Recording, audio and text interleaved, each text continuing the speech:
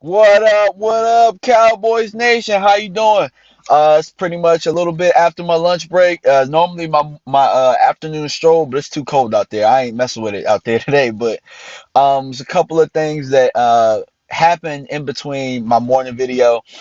Well, as you guys already knew, Sammy Watkins signed a deal for 3 years, 49 million, 30 million guaranteed. Allen Robinson, I got the deal. I got his deal. So it's 3 year, $42 million, roughly 25 million guaranteed. Paul Richardson is set to sign with the Washington Redskins for 5 years, $40 million, 20 million guaranteed. And you're probably feeling like I am. This was just in. Albert Wilson signed with the Miami Dolphins for 3 years, 24 million. I'm not sure how many is guaranteed, but if you're anything like what I'm thinking right now, you're probably well, let's look at Dez's deal. Like, does it make sense to cut him and try and sign somebody? Because the market is pretty high. So let's take a look at what Dez still has on his plate as far as his contract.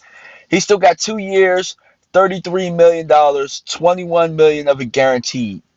So, I mean, if we were to cut him, we'd have $12 million in dead money pre-June 1st. Post-June 1st, it'd be $8 million in dead money left between this year and next year.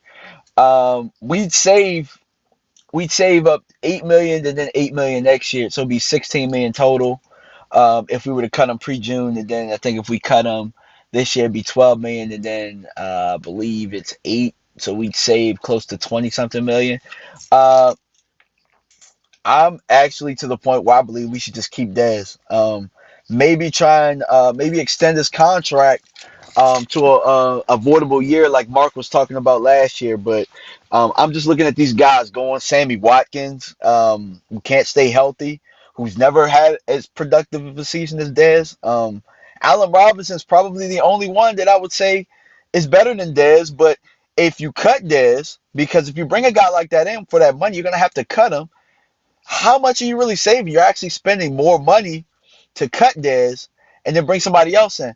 So in my opinion, I think we should just probably keep Dez, try and work on his contract. I don't think you're going to be able to get him to take a pay cut unless you do something drastic and bring somebody in, which I'm hoping for and which I'm clamoring for. If we can bring a certain safety in, but I'm going to leave that alone.